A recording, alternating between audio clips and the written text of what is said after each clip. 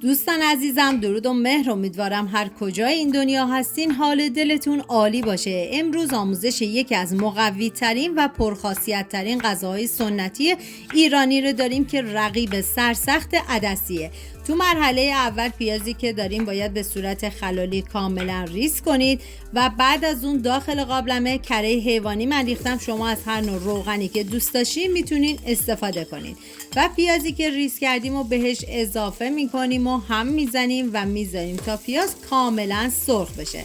و بهتون پیشنهاد میکنم اگه میخوان سیستم ایمنی بدنتون قوی بشه حتما این خوراک خوشمزه رو درست کنید. و ما برای این غذا به سیب زمینی نیاز داریم که طبق تصویر سیب زمینی رو برش بزنید. واقعا جای تک تک شما دوستان عزیز خالی. و همچنین ما نیاز به ململی داریم که ململی رو میتونه از عطاریا تهیه بکنید و باید بذارید 48 ساعت کاملا خیس بخوره و بعد از 48 ساعت به این شکل در میاد و قابل استفاده هستش.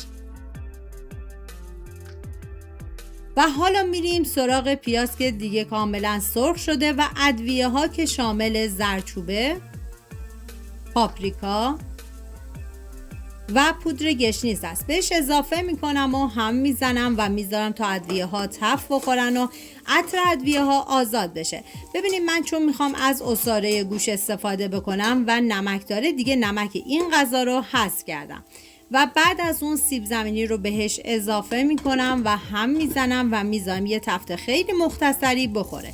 ببینید شما حتی میتونید سیب زمینی رو حذف کنید و نیم ساعت آخر آب رو با آرد مخلوط بکنید و به ململی اضافه بکنید چون سیب زمینی برای لعاب این غذا استفاده میشه.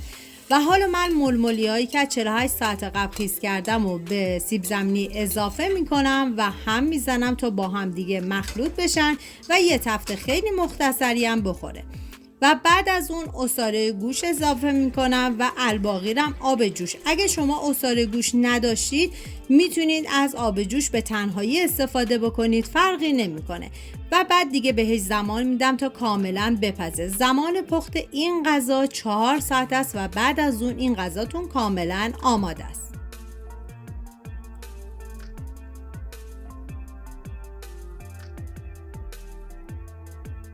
و بعد از اینکه دیگه سیب زمینی ها کاملا پخته شدم از سیب زمینی ها رو از ململی جدا میکنم. واقعا این یکی از خوشمزه ترین و پرخاصیت ترین غذاهای سنتی بود که من تا به امروز درست کردم.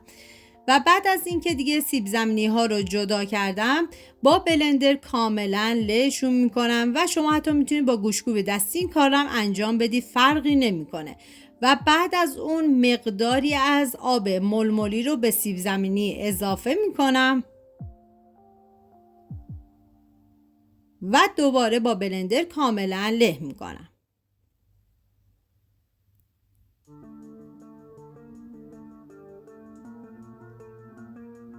و حالا این سیب زمینی پوره شده رو باید به ململی اضافه بکنین